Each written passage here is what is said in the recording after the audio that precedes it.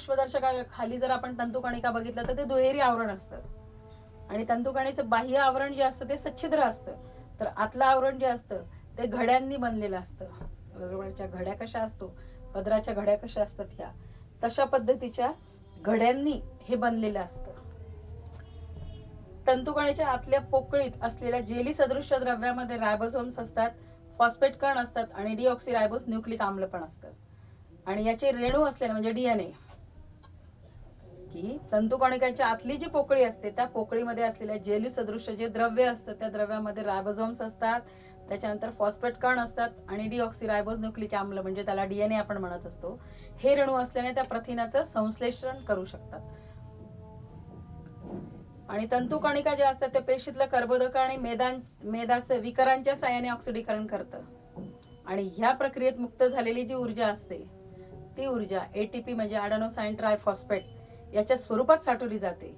आणि प्राणी पेशीपेक्षा वनस्पती पेशींमध्ये तंतुकणिकांची संख्या जी असते ती कमी असते, कारण प्राण्यांना ऊर्जेची जास्त आवश्यकता असते वनस्पती पेशींपेक्षा प्राणी पेशींना जास्त ऊर्जेची आवश्यकता असते, कारण वनस्पती या स्थलांतर करत नाहीत, प्राणी हे स्थलांतर करतात.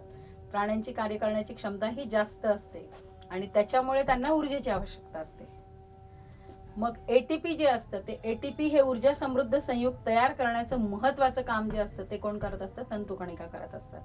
शिवाय एटीपी मधली ऊर्जा वापरून स्वतःसाठी प्रथिनं, कर्बोदके, मेद यांचं संश्लेषण करण्याचं काम सुद्धा या तंतुकणिका करत असतात. लोहित रक्तकणिका ज्या असतात, मगाशी सांगितल्याप्रमाणे आरबीसीज, त्यांच्यामध्ये तंतुकणिका नसतात, त्यामुळे त्या पेशी जो ऑक्सिजन वाहून नेतात तो त्याच्या स्वतःसाठी वापरला जात नाही. लक्षात घ्या. आता याच्या पुढचा भाग बघायचा तो म्हणजे रिक्तिका. तंतुकणिका लक्षात आलं. त्याच्यामध्ये प्रश्न विचारला जातो, तंतुकणिकांना पेशींचं टिंबटिंब केंद्र असं म्हटलं जातं, तर तंतुकणिकांना पेशींचं ऊर्जा निर्मिती केंद्र असं म्हटलं जातं. 6वं जे पेशी अंगक आहे ते 6वं पेशी अंगक म्हणजे रिक्तिका.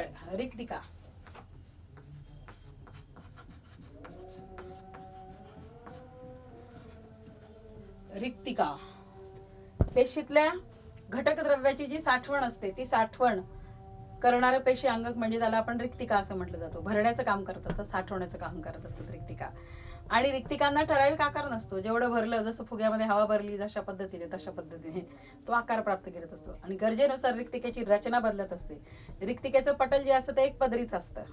याचं कार्य काय तर पेशींचा जो परासरणी दाब आपण बघितला, आतमध्ये पदार्थ घेणे, बाहेर टाकणे, ऑक्सिजन आत घेणे, CO2 बाहेर टाकणे, तर परासरणीय दाब नियंत्रित ठेवण्याचं काम हे कोण करत असतं, रिक्तिका करत असतात. चयापचय क्रियेमध्ये बनलेली जी उत्पादिता असतात म्हणजे ग्लायकोजन, प्रथिने, पाणी, हे साठवण्याचं काम सुद्धा या रिक्तिका करत असतात. प्राणी पेशीतले रिक्तिका ज्या असतात त्या रिक्तिका टाकाऊ पदार्थ साठवतात, तर अमिबा जो असतो त्या अमिबा एक पेशीय त्याच्या रिक्तिकेमध्ये अन्न पचनपूर्व साठवलं जातं, म्हणजे अन्न पचनाच्या आधी त्याच्या पुढे साठवलं जातं रिक्तिकेमध्ये. आणि प्राणी पेशींमध्ये काय केलं जातं, आपल्या शरीरामध्ये रिक्तिका ज्या असतात ते टाकाऊ पदार्थ साठवून ठेवण्याचं काम करत असतात. वनस्पती पेशीमध्ये रिक्तिका ज्या असतात ते पेशीद्रव्याने भरलेल्या असून त्या पेशीला ताठरता आणि दृढता देण्याचं काम करतात. वनस्पती पेशी ज्या असतात त्या पेशींमध्ये पण रिक्तिका असतात, परंतु त्या काय करतात, पेशीला ताठरता, कारण त्या साठवून ठेवत असतात, तर पेशीला ताठरता व दृढता देण्याचं काम या रिक्तिका करत असतात. त्याच्यानंतर असतात पुढं म्हणजे लवके, अतिशय महत्वाची पेशी अंगक म्हणून ओळखलं जातं. लवके, ही लवके म्हणजे काय असतात, तर वनस्पतींच्या पानांना कोणता रंग असतो, हिरवा, फुलांना लाल, पिवळा, बरोबर, निळा, पिवळा, केशरी, निळा असे अनेक रंग असतात. मग रंग देणारं, जसं आपण रंग भरत असतो तशा पद्धतीने रंग देणारं अंगक जे असतं ते फक्त वनस्पती पेशींमध्ये आढळतं. आणि लवके ही जी असतात त्या लवकांनाच रंग देणारं अंगक असं म्हटलं जातं. लवके जी असतात ती द्विपटलयुक्त असून 2 प्रकारची असतात. एक म्हणजे अवर्ण लवके की जी रंगहीन असतात, आणि दुसरी म्हणजे वर्ण लवके की जी रंगीत असतात. वनस्पतींच्या भागांचा रंग जर आपण बघितला तर कोणते कोणते रंगद्रव्य त्यांच्यामध्ये आढळतात, तर हिरवा जर बघितला आपण, पानांना असणारा हिरवा रंग जो असतो तो हरितद्रव्य म्हणजे क्लोरोफिलमुळे होतो. क्लोरोफिल या रंगद्रव्यामुळे पानांना हिरवा रंग असतो. लाल रंग, उदाहरणार्थ गाजर जर बघितलं तर गाजरामध्ये असतं कॅरोटीन, आणि या कॅरोटीनमुळे गाजराचा रंग जो असतो तो लाल असतो. पिवळा, पिवळा जो रंग आहे, पिवळी मिरची बघा, पिवळी सिमला मिरची येते, बरोबर. तर पिवळा जो रंग असतो, त्याच्यानंतर पिवळा रंग असतो तो यांना आंब्याचा पिवळा रंग असतो, त्याच्यानंतर लिंबाचा पिवळा रंग होतो. तर हे जे पिवळा रंग असतो तो झांतोफिलमुळे पिवळा रंग येतो. जांभळा, निळा हे जे रंग येतात, जांभळाचा रंग, जांभुळाचा जो रंग असतो तो, निळा रंग जो असतो तो येतो अँथोसायनिनमुळे. आणि गडद गुलाबी, गुलबक्षी कलर म्हणजे उदाहरणार्थ बिटाचा जो रंग असतो तो म्हणजे बिटालिन्समुळे, हा रंग बिटालिन्स नावाच्या रंगद्रव्यामुळे तो प्राप्त होत असतो. हरित लवके जी असतात ती वर्णलवक असतात, आणि ती इतर प्रकारच्या वर्णलवकात रूपांतरित होऊ शकतात. म्हणजे हिरवे कच्चे टोमॅटो पिकल्यावर लाल होतात, बरोबर, हरितद्रव्य नष्ट होतं त्याचं, आणि लायकोपिन तयार झाल्याने त्याचा रंग लाल होतो. लक्षात घ्या. लाल गाजर जे असतं त्याच्यामध्ये कॅरोटीन असतं, परंतु टोमॅटो जे आहेत त्या टोमॅटोमध्ये लायकोपिन नावाचं रंगद्रव्य असतं. हरितद्रव्य जे असतं ते हरित लवकाच्या पिठिकेमध्ये, हरित लवक काय करत असतं तुम्हाला माहिती आहे की वनस्पतींच्या पानांमध्ये असलेलं हरितद्रव्य जे आहे किंवा हरित लवक जे आहे ते हरित लवक प्रकाश संश्लेषण क्रियेसाठी अतिशय महत्त्वाचं काम करत असतात. प्रकाश संश्लेषण प्रक्रियेसाठी हरित लवके खूप महत्त्वाची का असतात, कारण हरित लवकांच्या सहाय्याने सौर ऊर्जेचं रूपांतरण रासायनिक ऊर्जेमध्ये केलं जातं. त्याच्यासाठी हरित लवकच महत्त्वाचे कारण ठरत असतात. हरित लवकाच्या पेटिकेमध्ये प्रकाश संश्लेषणासाठी आवश्यक असणारी जी विकर असतात ती असतात, शिवाय DNA असतं आणि रायबोझोम्स आणि पिष्टमय पदार्थ असतात या हरित लवकांमध्ये, आणि त्याच्यामुळेच ते प्रकाश ऊर्जेचं रूपांतरण रासायनिक ऊर्जेमध्ये करत असतात. सौर म्हणजे तेच सौर ऊर्जेचं रूपांतरण रासायनिक ऊर्जेमध्ये करत असतात. या लवकांची कार्य काय आहेत तर हरित लवके जी असतात ती सौर ऊर्जा शोषून तिचं रासायनिक ऊर्जेमध्ये म्हणजेच अन्नामध्ये रूपांतरण करत असतात. वर्णलवक जी असतात त्यांच्यामुळे फुले, फळे यांना रंग प्राप्त होतो. त्याच्यानंतर अवर्णलवक जी असतात ती काय करतात तर पिष्टमय पदार्थ, मेद आणि प्रथिनांचं संश्लेषण पण करतात आणि त्यांना साठवून ठेवण्याचं पण काम करत असतात. तंतुकणिका व लवके यामध्ये DNA व रायबोझोम्स असल्याने ही अंगके जी असतात ती स्वतःची प्रथिने स्वतःच तयार करतात. आणि पेशी रचनेचा व अंगकांचा अभ्यास केल्यानंतर आपल्या लक्षात येत असेल की वनस्पती पेशी आणि प्राणी पेशी यामध्ये आढळणारा जो महत्वाचा फरक आहे, तर तो फरक काय की वनस्पती पेशींमध्ये लवके असतात तर प्राणी पेशींमध्ये लवके नसतात. आणि यांचा अभ्यास केल्यावर लक्षात येईल तुमच्या की अंगकांमुळे पेशीतलं कार्य जे असतं ते सुरळीत चालतं. जर पेशी अंगकं नसती तर त्यांच्यातलं कार्य सुरळीत चालणार नाही. आणि विकसित पेशींना दृश्य केंद्रकी पेशी म्हणतात, ज्यांच्यामध्ये विकसित दृष्ट्या सर्व पेशी अंगक जी असतात ती पेशी अंगक दिसतात, ते स्वतःचं कार्य करत असतात, त्यांना दृश्य केंद्रकी पेशी असं म्हटलं जातं. आणि आदि केंद्रकी पेशींचा अभ्यास तुम्ही पहिल्याच प्रकरणामध्ये आपण केला होता, बरोबर. राष्ट्रीय पेशी विज्ञान केंद्र, ज्याला आपण national centre for cell science NCCS, ही संस्था जी ती भारत सरकारच्या जैवतंत्रज्ञान विभागामध्ये कार्यरत असून अशी स्वायत्त संस्था आहे. या स्वायत्त संस्थेचे कार्यालय सावित्रीबाई फुले पुणे विद्यापीठाच्या आवारात असून पेशीजीव विज्ञानामध्ये संशोधन करतं आणि राष्ट्रीय प्राणीपेशी भांडारासाठी सेवा देण्याचं प्रमुख कार्य करतं. तसंच कॅन्सर सारख्या रोगावर उपचाराचे संशोधनात्मक कार्य सुद्धा या संस्थेमार्फत केलं जातं. तर दृश्य केंद्रकी पेशी आणि आदि केंद्रकी पेशींमधला फरक काय असतो, तर दृश्य केंद्रकी पेशी ज्या असतात, ज्या आपल्या उघड्या डोळ्यांना दिसू शकत नाही, पण दृश्य केंद्रकी पेशी जे असतात त्यांच्यामध्ये केंद्रक जे असतं ते केंद्रक कसं असतं, विकसित असतं. लक्षात घ्या की याच्यामध्ये 5 ते 100 मायक्रोमीटर एवढा त्यांचा आकार असतो. आदि केंद्रकी पेशींचा फक्त 1 ते 10 मायक्रोमीटर असतो. त्याच्यानंतर गुणसूत्र जी असतात ती दृश्य केंद्रकीय पेशींमध्ये एकापेक्षा जास्त असतात, तर आदि केंद्रकीय पेशींमध्ये एकच गुणसूत्र असतं. केंद्रक पटल जे असतं त्याच्यानंतर केंद्रकी आणि केंद्रक द्रव्य असलेले सुस्पष्ट केंद्रक हे दृश्य केंद्रकीय पेशींमध्ये असतं, तर यांच्यामध्ये केंद्रक सदृश्य केंद्रकाभ असतो, ऍक्च्युली केंद्रक नसतं. तंतुकणिका लवक ही दृश्य केंद्रकीय पेशीमध्ये आढळतात, तर याच्यामध्ये फक्त आवरणयुक्त अंगक असतात आदि केंद्रकीय पेशीमध्ये. उदाहरण जर बघितलं आपण तर उच्च विकसित अशा बहुपेशीय, एकपेशीय वनस्पती आणि प्राणी यांच्यामध्ये दृश्य केंद्रकीय पेशी आढळते, तर आदि केंद्रकीय पेशी ही जीवाणूंमध्ये आढळत असते. या ठिकाणी आपण हे प्रकरण 10वे संपवले.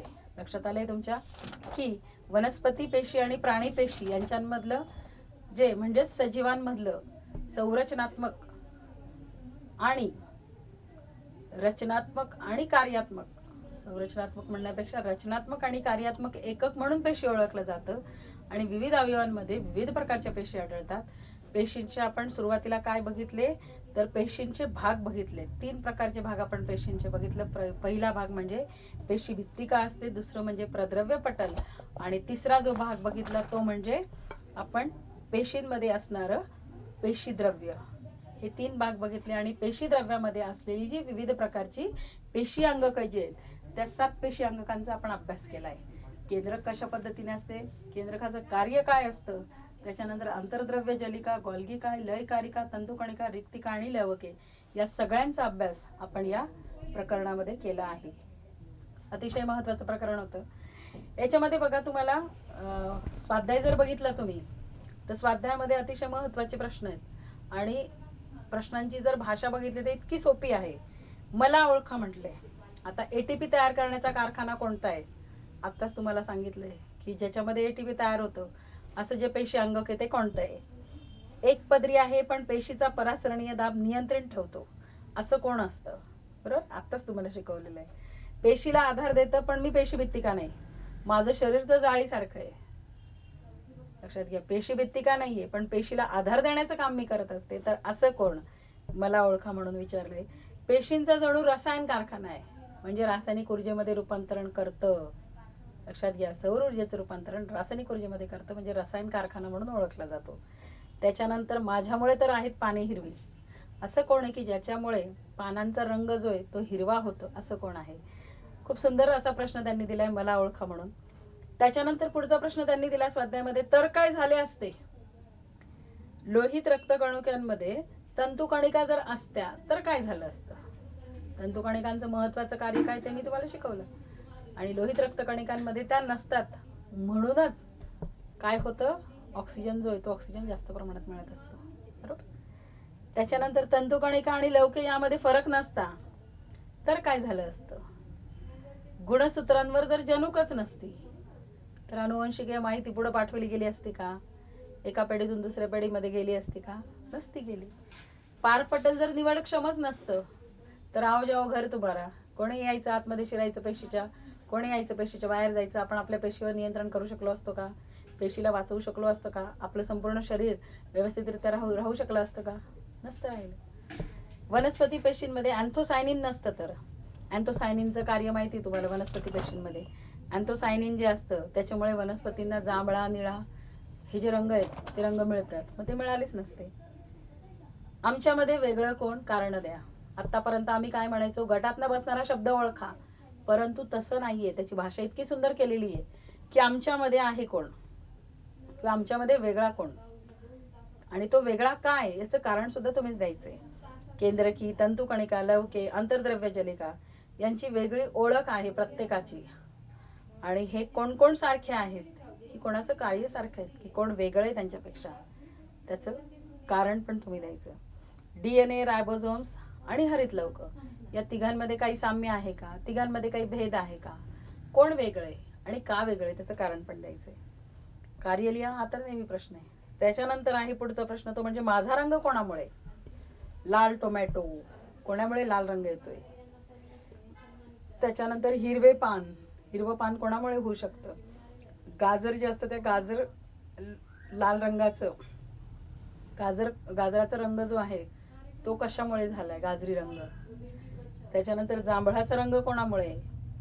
हे सगळे असे खूप सुंदर असे प्रश्न तुम्हाला आहेत आणि या प्रश्नांची उत्तरं तुम्ही तुमच्या स्वाध्यायामध्ये लिहायची आहेत.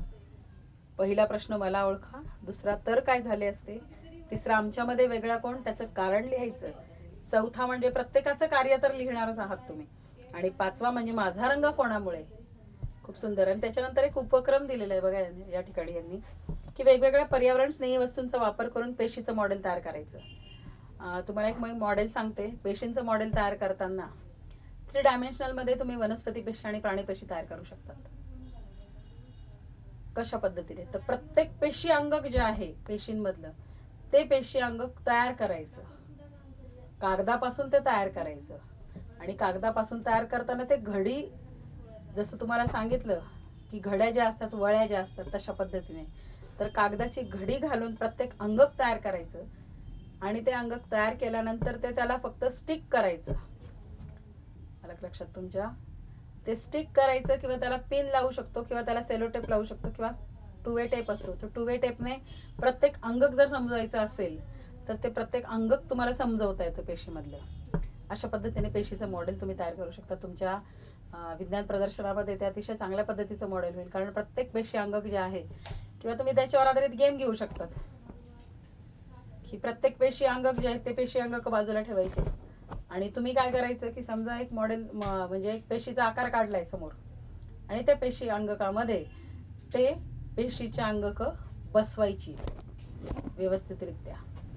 जसं भारताचा नकाशा तयार करतात, जगाचा नकाशा तयार करतात, वेगवेगळे जे भूभाग आहेत, वेगवेगळे प्रदेश आहेत, ते प्रत्येक प्रदेश जोडण्याचं काम केलं जातं. तशा पद्धतीने तुम्ही पेशी अंगक जी आहेत ती पेशी अंगक तुम्ही जोडू शकतात आणि पेशीचा आकार तयार करू शकतात, पेशीमधली पेशी अंगक दाखवू शकतात.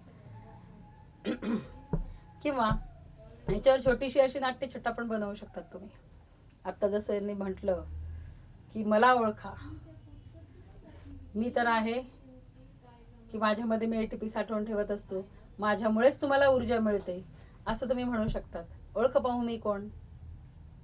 त्यावेळेला तुम्हाला ओळखता आलं पाहिजे की अरे हे तंतुकणिका आहे, मी तर आत्मघाती पिशव्या म्हणून ओळखली जाते. जर तुम्ही मला त्रास दिला याचा अर्थ काय की तुम्ही जर खराब झाले, जीर्ण झाले तर मी तुम्हालाच गिळंकृत करून टाकणार, असं कोण. तर त्यांना आपण लयकारिका असं म्हणत असतो. अशा पद्धतीने प्रत्येक भूमिका, प्रत्येक पेशी अंगकाची भूमिका देऊन आपण काय करू शकतो, एखादी छोटीशी अशी नाट्यछटा सुद्धा बसवू शकतो. अशा पद्धतीने या ठिकाणी हे प्रकरण आपण संपवलं. याच्यातला एखादा उपक्रम तुम्ही तुमच्या पद्धतीने तयार करायचा, एखादं मॉडेल तयार करा वनस्पती पेशी, प्राणी पेशीचं, किंवा एखादी भूमिका करून त्याचा व्हिडिओ तुम्ही पाठवू शकतात. प्रत्येक अंगकाची माहिती देऊन त्याचा सुद्धा व्हिडिओ आणि त्याचं कार्य हे तुम्ही स्वतः तुमच्या स्वतःच्या आवाजामध्ये, तुमच्या स्वतःच्या व्हिडिओ रेकॉर्डिंग करून तुम्ही पाठवू शकतात.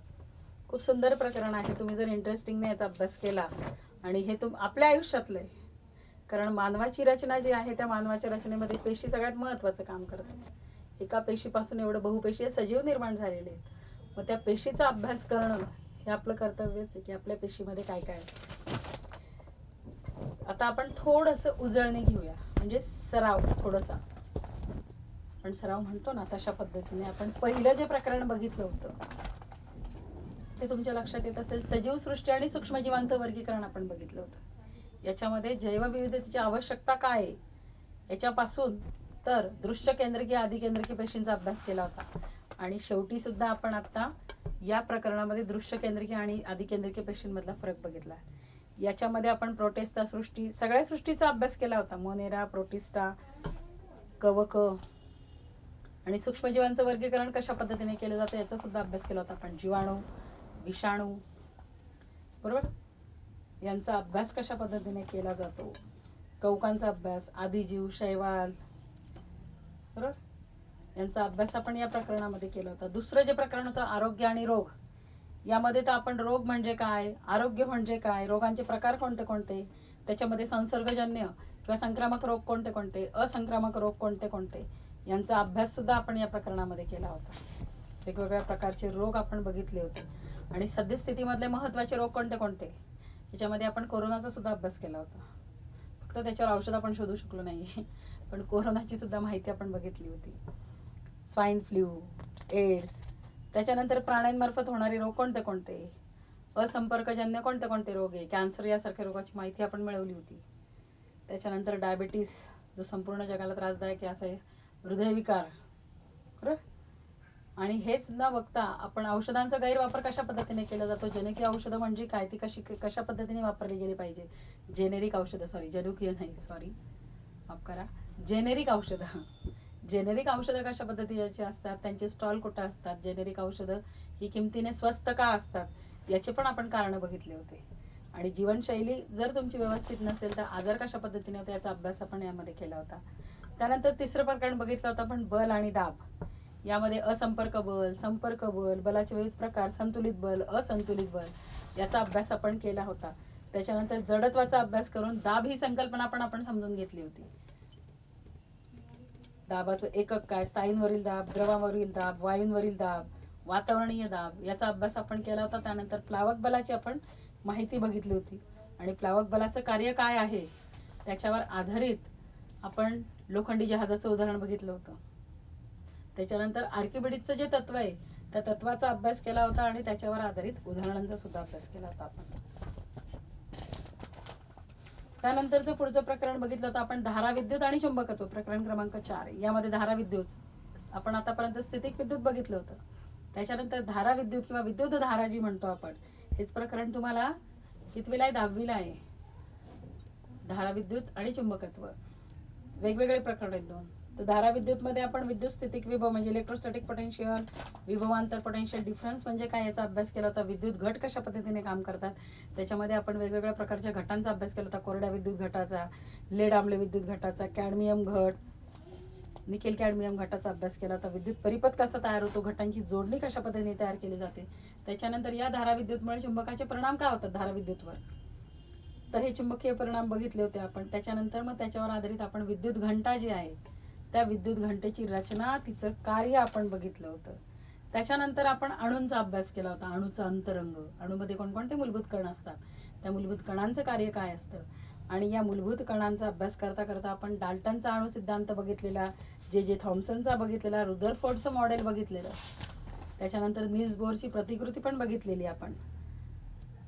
त्याच्यानंतर प्रत्येक अणूमधले जे मूलभूत कण आहे त्या प्रत्येक कणाचा पण अभ्यास केला होता. फक्त केंद्रकाचाच अभ्यास न कर, केंद्रकातल्या मूलभूत कणांचा नाही तर केंद्रकाबाहेर काम करणारे इलेक्ट्रॉन जे आहेत त्याचा आणि त्याच्या बाहेरचा जे भूभाग आहे त्याचा पण, इलेक्ट्रॉनचे वितरण कसं केलं जातं त्याच्यापासून इलेक्ट्रॉन वितरणाने संयोजक कशी तयार होते ते पण आपण बघितलं इलेक्ट्रॉन स्वरूपणानुसार.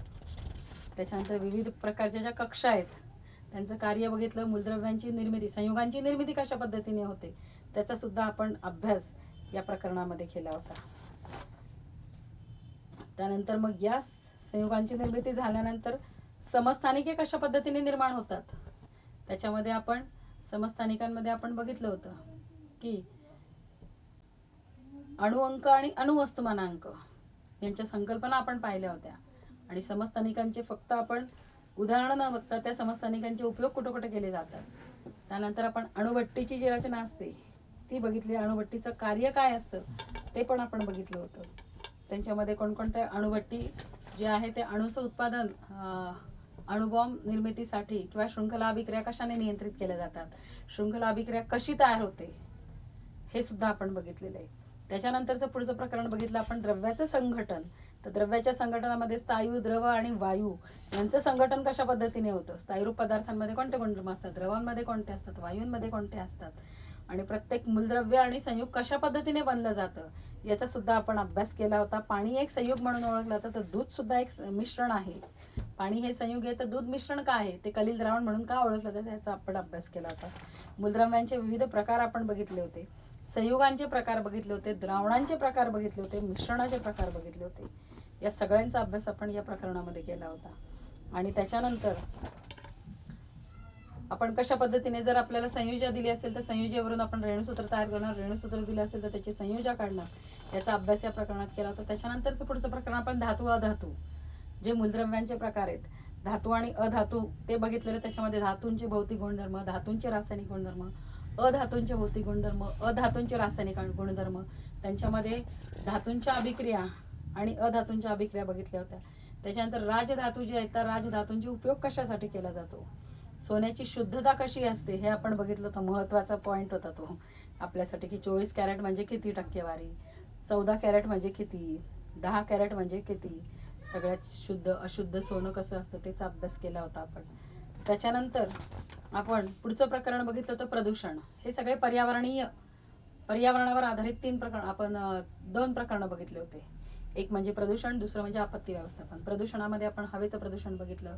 प्रदूषण म्हणजे नेमकं काय, कोणकोणते प्रदूषके वापरल्यावर कोणकोणत्या प्रदूषकांमध्ये कोणत्या प्रकारचं प्रदूषण होतं हे पण आपण बघितलेलं. हवा प्रदूषण, वायू प्रदूषण, जल प्रदूषण यांचा आपण अभ्यास केलेला. त्याच्यानंतर आपण हवा प्रदूषणाचा फक्त आपल्यावरच नाही तर वातावरणावर होणारा परिणाम काय याचा सुद्धा अभ्यास आपण या प्रकरणामध्ये केला होता. त्यानंतर आपण आम्लवर्षा कशा पद्धतीने, या आम्लवर्षेचे परिणाम काय होतात, मानवावर काय होतात, नैसर्गिक घटकांवर काय होतात, याचा सुद्धा आपण अभ्यास केला होता. त्याच्यानंतर मग त्याच्यावर प्रतिबंधात्मक उपाय आपण कोणते केले पाहिजेत याचा देखील अभ्यास आपण या प्रकरणामध्ये केला आहे. जलप्रदूषण जे आहे ते जलप्रदूषण कोणत्या जलप्रदूषकांमुळे होतं, त्या जलप्रदूषणाची कारणं काय काय, त्याच्यामध्ये आपण 2 प्रकार बघितले, नैसर्गिक कारणं कोणती आणि मानवनिर्मित कारणं कोणती, आणि शिवाय त्यांचे परिणाम पण आपण पाहिले होते. पाणी प्रदूषणाचे मानवावर होणारे परिणाम कोणते आणि इतर परिसंस्थांवर होणारे परिणाम कोणते हे पण आपण बघितलेलं. त्याच्यानंतर मृदा प्रदूषण जे होतं आपलं, सॉइल इरोजन म्हणतात त्याला, सॉइल पोल्युशन. तर सॉइल पोल्युशन कशा पद्धतीने होते, मृदा प्रदूषणाचा हवेवर आणि तसंच जलप्रदूषण यांच्याशी कोणता संबंध असतो याचा आपण अभ्यास केला होता. प्रदूषण नियंत्रण आणि प्रतिबंधक कायदे कोणते कोणते आहेत याचा देखील अभ्यास आपण या प्रकरणामध्ये केला होता. आणि नंतर आपण बघितलं होतं ते म्हणजे आपत्ती व्यवस्थापन. आपत्ती कोणकोणत्या असतात, नैसर्गिक आपत्ती कोणत्या, मानवनिर्मित आपत्ती कोणत्या, हे आपण बघितलं होतं. भूकंप आपण बघितलेला, भूकंपामध्ये घ्यायची काळजी काय होती, भूकंपरोधक इमारतींचा वापर कशा पद्धतीने केला पाहिजे, काय करायचं नाही याविषयी चर्चा पण आपण केली होती. आणि त्याच्यानंतर मग दुसरा एक आपत्ती व्यवस्थापनाचं हे बघितलेलं ते म्हणजे आग जी असते, आगीचे प्रकार कोणते, अ वर्ग, ब वर्ग, क वर्ग आणि ड वर्ग असे आणि ई वर्गीय अशा वेगवेगळ्या प्रकारच्या आगींचे प्रकार आपण बघितलेले.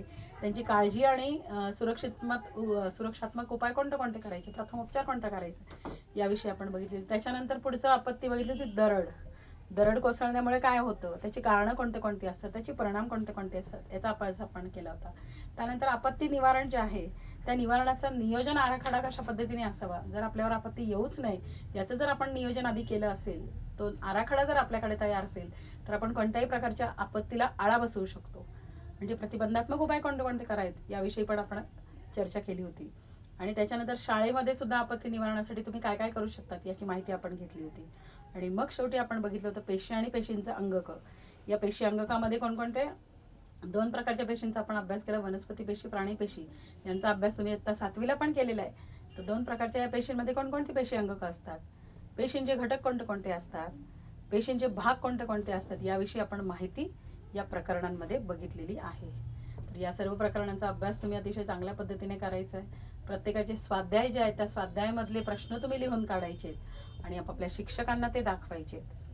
ओके, सर्वांना शुभेच्छा. थँक्यू.